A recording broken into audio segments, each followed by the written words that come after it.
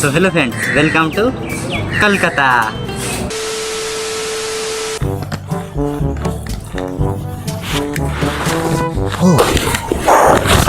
So hello friends, so এই intro thumbnail থেকে বুঝে গেছি আজকে আমি কোথায় যেতে চলেছি। ইয়েস, আমি যেতে চলেছি সিটি অফ জয়, পশ্চিমবঙ্গের রাজধানী কলকাতাতে। তো আমি এখন আছি আমার নেক্সট স্টেশন পুরুলিয়াতে। আর এখন ঘড়ির কাঁটায় বাজে 8টা বেজে 17 মিনিট, আর আমার ট্রেন আছে 9টাতে। সো আমি জাস্ট এখন টাইম পাস করছি। সো চলো এবার দেখা হচ্ছে একেবারে ট্রেন আসার পর।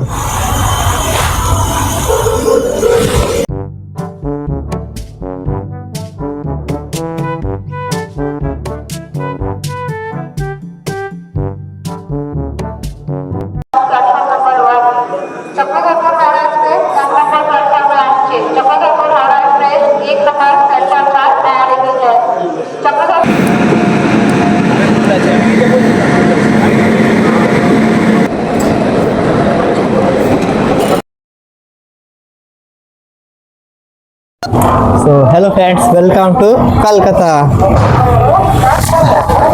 তো প্রায় 300 কিলোমিটার অতিক্রম করে 8 ঘন্টা যাত্রা, 5টা বেজে 37 মিনিটে পৌঁছে গেছি আমি হাওড়া স্টেশন। এখন আছি আমি হাওড়া স্টেশনে। তো বন্ধুরা, আমি স্টেশন থেকে বার হয়ে আমি চলে এলাম হাওড়া ব্রিজ। আর কলকাতা না এসে হাওড়া ব্রিজ না হলে তো মানে অসম্পূর্ণ হয়ে যায়। তো আমি এখন দাঁড়িয়ে আছি হাওড়া ব্রিজের সামনে, আর নিচে আছে গঙ্গা নদী, দেখতেই পাচ্ছ।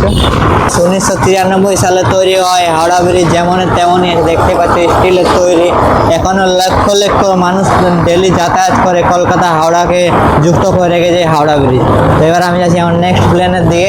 বন্ধুরা, আমি এখন দাঁড়িয়ে আছি কলকাতার সব থেকে ইউনিক জায়গা ভিক্টোরিয়া মেমোরিয়ালে, দেখতেই পাচ্ছ।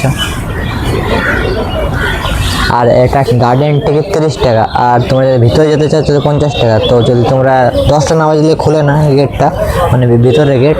তো তোমরা এখন যদি গার্ডেন টিকিট না, তো আবার তোমরাকে কেটতে হবে ভিতরে যাওয়ার জন্য টিকিট এক্সট্রা আলাদা করে 50 টাকা। আর যদি 10টার পরে 50 টাকা তো কাটে, তো ওটা গার্ডেন টিকিটও হবে আর ভিক্টোরিয়ার ভিতরে তোমরা যেতে পারবে। তো আমি 30 টাকার টিকিট কেটে এসেছি, কারণ প্রায় 10টার দিকে খুলবে। তো আমার 10টা অত টাইম নেই, 2 ঘন্টা আমি এখানে থাকি। তো আমাকে আবার সন্ধ্যাবেলা রিটার্ন যেতে হবে। তো আমার রিটার্ন যাওয়ার হবে না, তার জন্য আমি কেটে নিয়েছি। টিকিট 30 টাকা নিল। এটা গার্ডেন টিকিট, মানে শুধু গার্ডেনে ঘোরা যাবে, ভিক্টোরিয়া মেমোরিয়াল হলে যাওয়া যাবে না।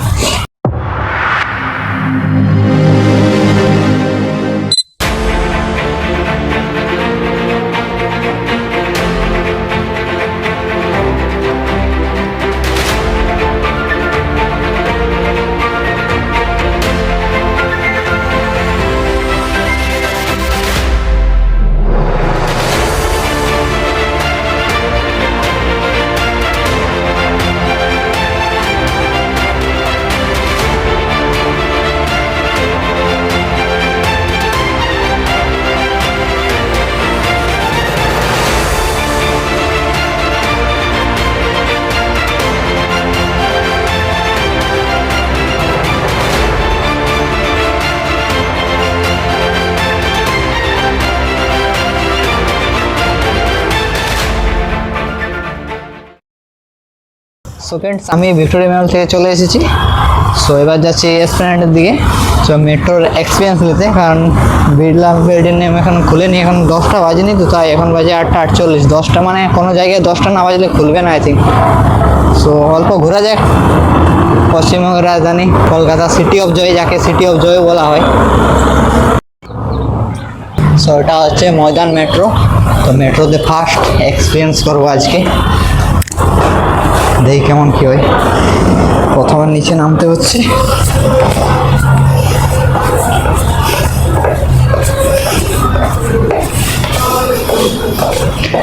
First experience guys.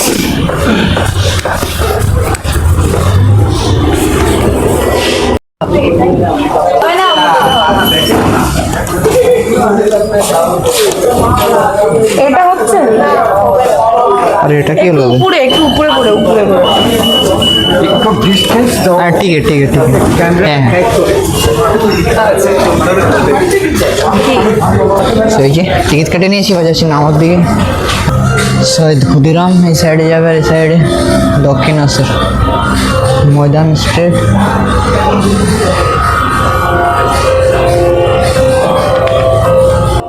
শিয়ালদা যাওয়ার জন্য প্রথম আমাকে ধর্মতলা যেতে হবে, ময়দান সাইডে মেট্রো আসবে এই সাইড থেকে।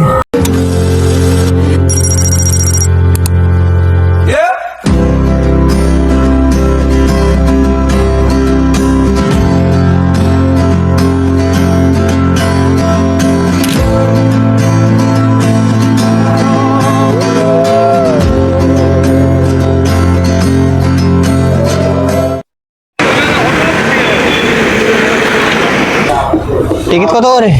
30 টাকা। দাও তো। তো ওটা গেট নম্বর 1 মনে হচ্ছে। আর এখানে এক্সট্রাকচার দিয়ে আছে, কোন দিকে কি আছে?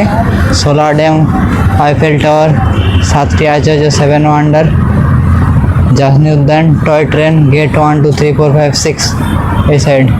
সো চলো অনেকটাই। আর এটা গাইস মানে ইন্ডিয়ার লার্জেস্ট আরবান পার্ক। এটা মানে এতটাই বড়, এটার আয়ত্তটা কত বড় এটা আমি ঠিক বলতে পারছি, এটা আমি ডিসপ্লেতে শো করে দিচ্ছি, যায় না। আর 1 নম্বর গেট দিয়ে সামানোর পর কিছু দূরে এসে আমি দেখতে পেলাম কাশ্মীরি স্টাইলে সাজানো এই বোট রাইডটা। আর টিকিটের দাম হচ্ছে 300 টাকা, তোমরা 4 জন একসাথে যেতে পারো। সো চলো, এখানে আছে সাইকেল। সাইকেল এসে তোমরা একসাথে 2 জন চালাতে পারো, তো ওটা নিচ্ছে 150 টাকা। এই যে এখানে আছে সাইকেলিং, ডুয়ো সাইকেলিং।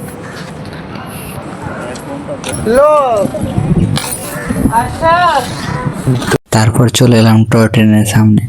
পুরো পার্কটা ঘুরে দেখার সবচেয়ে মজার আর আরামদায়ক উপায় এটা। বসে বসে লেক গার্ডেন আর সুন্দর ভিউ উপভোগ করা যায়। ফ্যামিলি আর বাচ্চাদের জন্য একদম পারফেক্ট রাইড। আর ইকো পার্ক এলে টয় ট্রেন রাইডটা অবশ্যই ট্রাই করো। তারপর অনেকটা ঘোরাঘুরির পর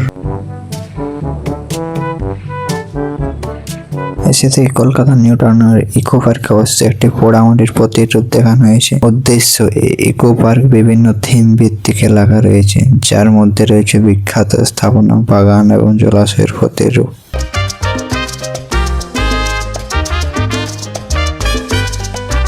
আর এখানে আছে অনেক বড় বড় জেব্রা, দেখতেই পাচ্ছ জেব্রা সাইজ কত বড়। OMG, আমি হাঁটুটা সমানও নাই কি মনে আছে। দেখো কোথায় জেব্রা, রিয়েল না স্ট্রাকচার। এই যে দেখতে পাচ্ছ হরিণ স্ট্রাকচার। হ্যালো হ্যালো হরিণ, high high, hello hello hello dears. দেখতে পাচ্ছ ঘাস খাচ্ছে। ফাইন ফার্স্ট ডোন্ট টাচ और হিলস, ফাইন 500, হাত দেবেন না অন্যথায় জরিমানা 500 টাকা। আমরা এমনি তো হাত দেবো না। Bye bye. তারপর 7 ওয়ান্ডার খুঁজতে করতে আমি পৌঁছে গেলাম এক গ্রাম্য পরিবেশে। এসে মনেই হচ্ছিল না যে আমি কলকাতাতে এসেছি, এমন হচ্ছিল আমার গ্রামেই ঘুরে বেড়াচ্ছি। তারপর কিছু দূরে এসেই পৌঁছে গেলাম একটা ঝিলের সামনে বা জলাশয়ের সামনে। এসে পুরো গ্রামের ফিল পাওয়া যাচ্ছিল এখানে কিছুক্ষণ টাইম স্পেন্ড করে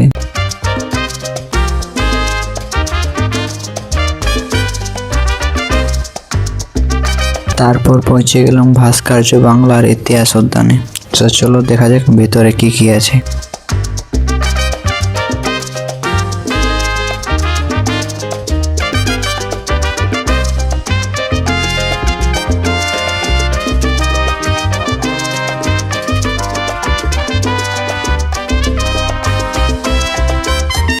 আর এখন আমি চলে এসেছি ইকো পার্কের মাস্ক গার্ডেনে। এখানে বিভিন্ন ধরনের বড় বড় মুখোশের ভাস্কর্য সাজানো আছে। জায়গাটা একদম ইউনিক আর ফটো তোলার জন্য দারুণ। আর এখানে কোনো এন্ট্রি ফিও নেই।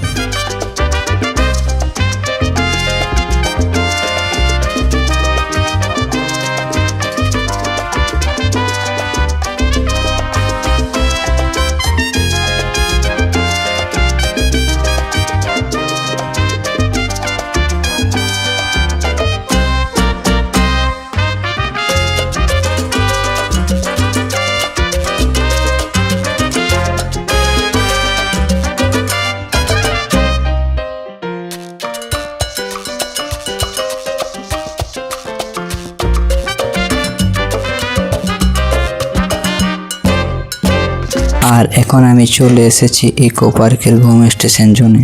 এটা আসলে দার্জিলিং এর বিখ্যাত ঘুম রেলওয়ে স্টেশনের আদলে বানানো একটি রেপ্লিকা। আসলে ঘুম স্টেশন হলো ভারতের সবচেয়ে উঁচু রেলওয়ে স্টেশনগুলির একটি, যা দার্জিলিং হিমালয়ান রেলওয়ে লাইনের অংশ। তাই এখানে এলে ফুল দার্জিলিং ভাইব পাওয়া যায়।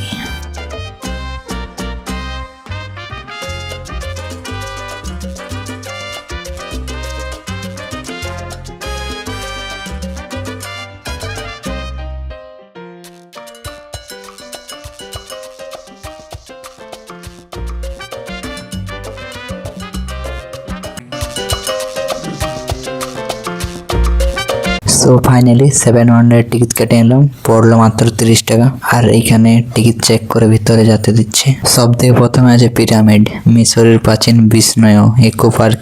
এই পিরামিড দেখলে মনে হবে যেন এক মুহূর্তে বিদেশে চলে গেছে। তারপর দেখলাম পিরামিডের ভিতরে যাওয়ার জন্য রাস্তাও রয়েছে।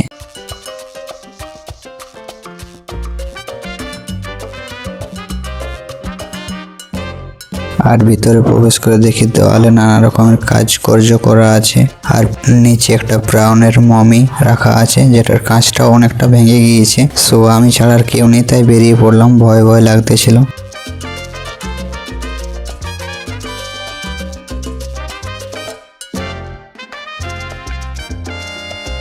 আর এবার যাচ্ছি 7 ওয়ান্ডারের মধ্যে আরেকটি আইকনিক জায়গা, সেটা হচ্ছে পেট্রা।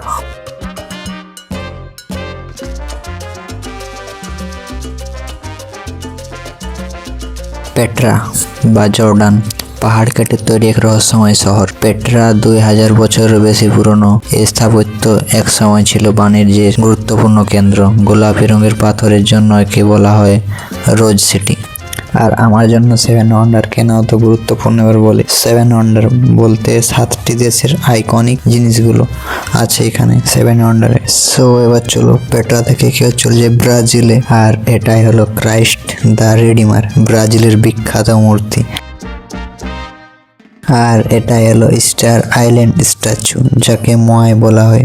আসল মূর্তিগুলো আছে চিলির স্টার আইল্যান্ডে। এগুলো সাধারণত শহীদ থেকে মাত্র অনেকটা বড় হয়। আর এটা হলো ভারতের গর্ব তাজমহল, যেটি আগ্রাতে অবস্থিত। 1632 সালে সম্রাট শাহজাহান তার প্রিয় স্ত্রী মুমতাজের স্মৃতিতে এটি নির্মাণ করেন। সাদা মার্বেলের এই সৌন্দর্য ভালোবাসার প্রতীক হিসেবে আজও বিশ্বজুড়ে বিখ্যাত।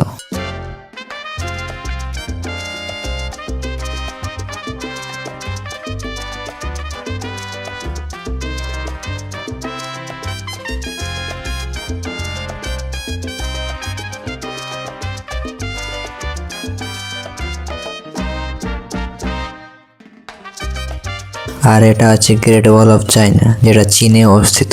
মহাপ্রাচীর, যা মহাকাশ থেকেও দেখা যায় বলে প্রচলিত আছে।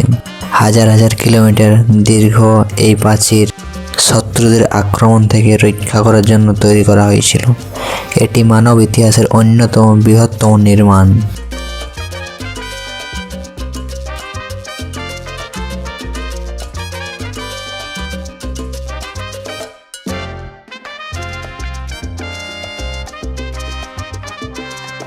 লাইফে যদি কোনোদিন আমার নিজের স্বপ্নগুলো পূরণ করি না, তবে গ্রেট ওয়াল অফ চায়না থাকবে আমার লিস্টে।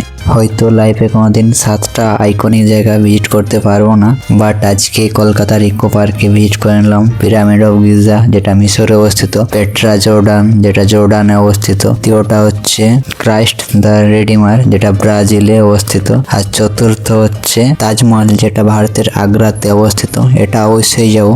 আর পঞ্চম যেটা হচ্ছে গ্রেট ওয়াল অফ চায়না। তো চলো এরপর যাওয়া যাক ইটালি কলোসিয়াম শহরে। সো এটাই হচ্ছে রোম শহরের ঐতিহাসিক কলোসিয়াম। এখানে প্রাচীনকালে গ্ল্যাডিয়েটরদের যুদ্ধ অনুষ্ঠিত হতো। প্রায় 2000 বছরের পুরনো এই স্টেডিয়ামে আজও ইতিহাসের সাক্ষী। কলোসিয়াম প্রায় 50,000 দর্শক ধরতে পারত। আজও এটি রোমের সবচেয়ে বড় ঐতিহাসিক নিদর্শন এবং বিশ্বের অন্যতম বিখ্যাত স্থাপনা। এই কলোসিয়ামে একসময় গ্ল্যাডিয়েটরদের ভয়ঙ্কর লড়াই আর হাজার হাজার মানুষ তা উপভোগ করত।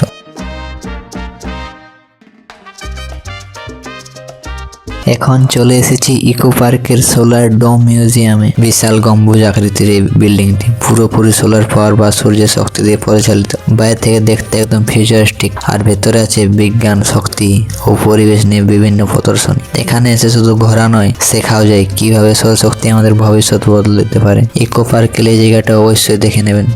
আর আমি এর ভিতরে যাচ্ছি না, কারণ এর এন্ট্রি প্রাইসটা আমার বাজেটের বাইরে। আর সোলার ডোমের সামনে আছে হার্বাল গার্ডেন। এখানে বিভিন্ন ধরনের ঔষধি গাছ লাগানো আছে, যেগুলো আমাদের দৈনন্দিন জীবনে আয়ুর্বেদিক চিকিৎসায় ব্যবহার করা হয়। আর এটা হচ্ছে ইকো পার্কের জাপানি ফরেস্ট। জাপানে ফিল পেতে বিদেশে যেতে হবে না, ইকো পার্কের জাপানি ফরেস্টে মিলবে সেই ভাইব। যদিও টেম্পলের ভিতরে কাজ চলছে, তাই আর গেলাম না, বাট বাইরেতে ঘোরার অনেক কিছু আছে।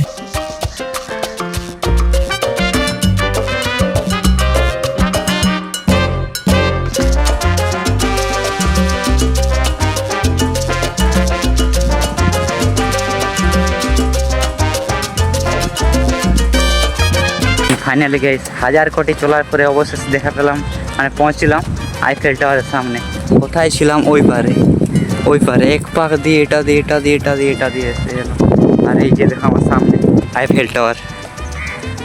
আর জীবন যদি কোনোদিন সুযোগ পাই তো অবশ্যই সত্যিকারের আইফেলের টাওয়ারের নিচে গিয়ে একটা সেলফি তুলবো। এই যে দেখো আইফেল টাওয়ার, দেখতে পাচ্ছ আমার পেছনে আইফেল টাওয়ার। আমি এসে গেছি আইফেল টাওয়ারের সামনে। আজ ইকো পার্কে দাঁড়িয়ে প্যারিসের আইফেল টাওয়ারের ফিল পেলাম। স্বপ্ন যদি বড় হয় একদিন সত্যি আইফেল টাওয়ারের সামনে দাঁড়াবো, তাই স্বপ্ন দেখবার চেষ্টা করে যাও।